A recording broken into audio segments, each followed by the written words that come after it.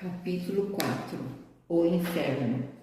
Intuição das penas futuras, o inferno cristão imitado no inferno pagão, os limbos, quadro do inferno pagão e esboço do inferno cristão.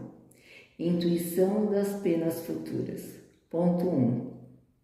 Desde todas as épocas, o homem acreditou por intuição que a vida futura seria feliz ou infeliz, conforme o bem ou o mal praticado neste mundo.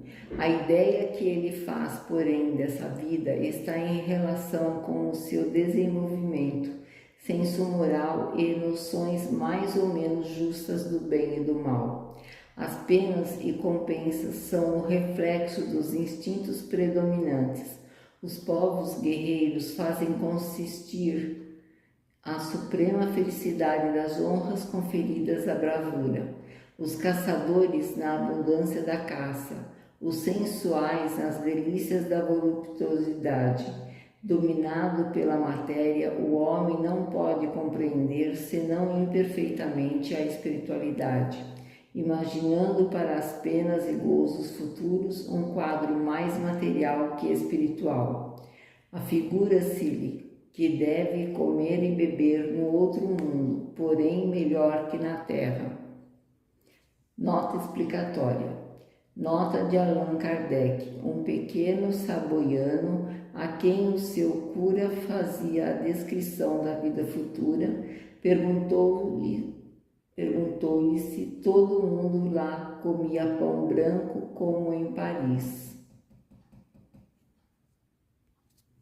Mais tarde já se encontra nas crenças sobre a vida futura um misto de espiritualismo e materialismo, a beatitude contemplativa concorrendo com o inferno das torturas físicas.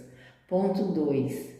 Não podendo compreender senão o que vê, o homem primitivo naturalmente moldou o seu futuro pelo presente para compreender outros tipos, além dos que tinha à vista. Ser-lhe-ia preciso um desenvolvimento intelectual que só o tempo deveria completar. Também o quadro por ele ideado sobre as penas futuras não é senão reflexo dos males da humanidade, em mais vasta proporção, reunindo-lhe todas as torturas, suplícios e aflições que achou na terra. Nos climas abrasados imaginou um inferno de fogo e nas regiões boreais um inferno de gelo, não estando ainda desenvolvido o sentido que mais tarde o levaria a compreender o mundo espiritual. Não podia conceber senão penas materiais, e assim, com pequenas diferenças de forma, os infernos de todas as religiões assemelham. O inferno cristão imitado do inferno pagão. Ponto 3. O inferno pagão, descrito e dramatizado pelos poetas, foi o modelo mais grandioso do gênero e perpetuou-se no seio dos cristãos, onde, por sua vez, houve poetas e cantores. Comparando-os, encontra-se neles, salvo os nomes e variantes de detalhe, numerosas analogias. Ambos têm o fogo material por base de tormentos, como símbolo dos sofrimentos mais atrozes. Mas, coisa singular, os cristãos exageraram em muitos pontos o inferno dos pagãos. Se estes tinham o tonel Nota explicatória. As 50 filhas de Danos, rei de Argos, que, com exceção de uma, mataram seus maridos na noite de núpcias e foram condenadas a encher eternamente o inferno, um tonel sem fundo. A roda de Ixion. Nota explicatória.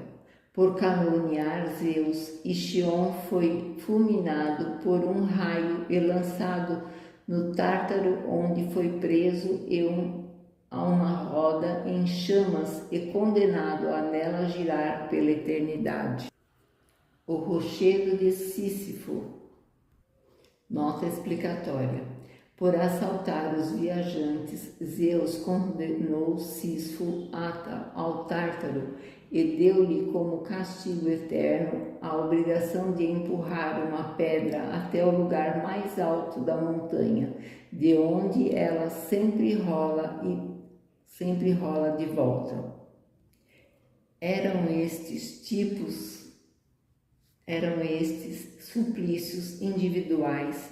Os cristãos, ao contrário, têm para todos, sem distinção, as caldeiras ferventes, cujos tampos os anjos levantam para ver as contorções dos supliciados.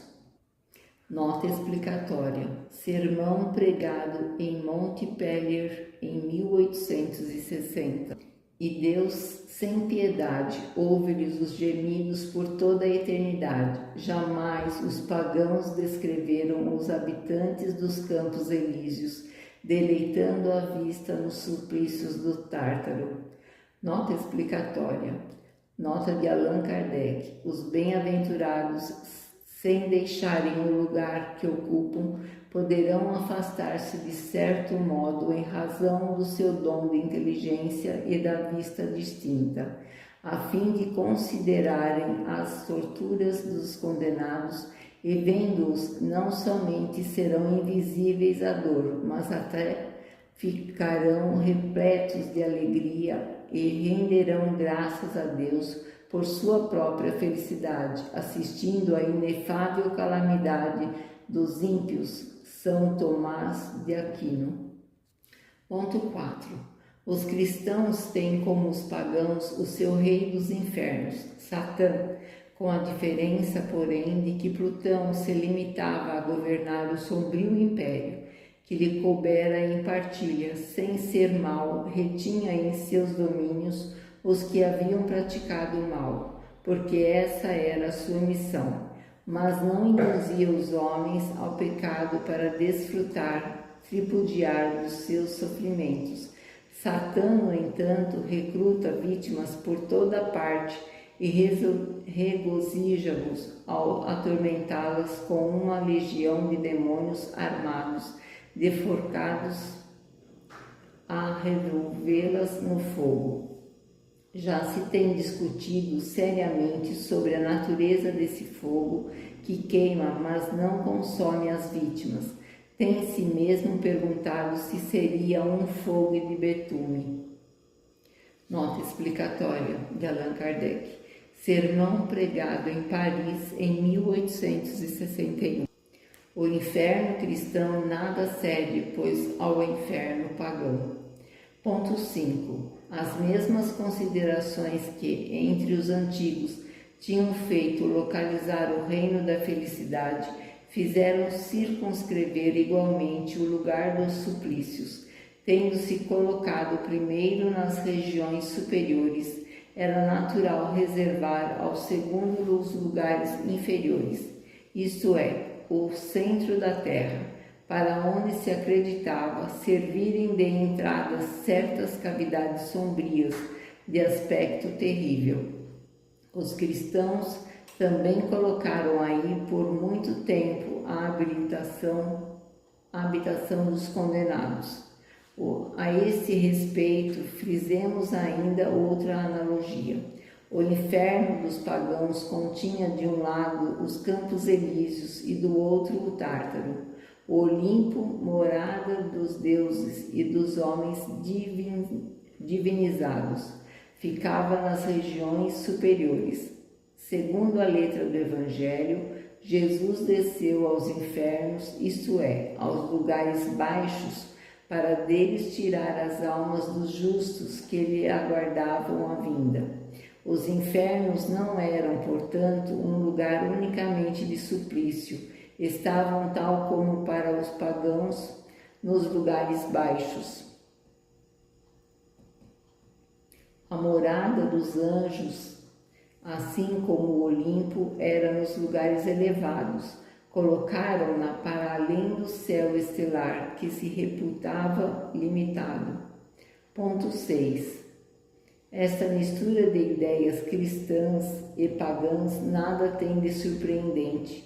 Jesus não podia de um só golpe destruir inveteradas crenças, faltando aos homens conhecimentos necessários para conceber a infinidade do espaço e o número infinito dos mundos. A Terra para eles era o centro do universo. Não lhe conheciam a forma nem as estruturas internas. Tudo se limitava ao seu ponto de vista. As noções do futuro não podiam ir além dos seus conhecimentos. Jesus encontrava-se, pois, na impossibilidade de os iniciar no verdadeiro estado das coisas, mas não querendo, por outro lado, com sua autoridade, sancionar preconceitos, absteve-se de os retificar, deixando ao tempo essa missão. Ele limitou-se a falar vagamente da vida bem-aventurada, dos castigos reservados aos culpados, sem referir-se jamais nos seus ensinos a castigos e suplícios corporais, que constituíram para os cristãos um artigo de fé. Eis aí como as ideias do inferno pagão se perpetuaram até os nossos dias, e foi preciso a difusão das modernas luzes, o desenvolvimento geral da inteligência humana para se lhe fazer justiça. Como, porém, nada de positivo houvesse substituído as ideias recebidas ao longo período de uma crença cega, sucedeu transitoriamente o período de incredulidade, a que vem por termo a nova revelação. Era preciso demolir para reconstruir, visto como é mais fácil insinuar ideias justas aos que em nada creem, sentindo que algo lhes falta, do que fazê-lo aos que possuem uma ideia robusta, ainda que absurda. Ponto 7. Localizados o céu e o inferno, as seitas cristãs foram levadas a não admitir para as almas senão duas situações extremas: a felicidade perfeita e o sofrimento absoluto. O purgatório é apenas uma posição intermediária e passageira, ao sair da qual as almas passam sem transição à mansão dos justos. Outra não pode ser a hipótese, dada a crença na sorte definitiva da alma após a morte. Se não há mais de duas habitações, a dos eleitos e a dos condenados, não se podem admitir muitos graus em cada uma sem admitir a possibilidade de os franquear e, consequentemente, o progresso. Ora, se há progresso, não há sorte definitiva, e se há sorte definitiva, não há progresso. Jesus resolveu a questão quando disse: há muitas moradas na casa de meu Pai. Nota explicatória de Allan Kardec, capítulo 3, do Evangelho segundo o Espiritismo. João 14, versículo 2.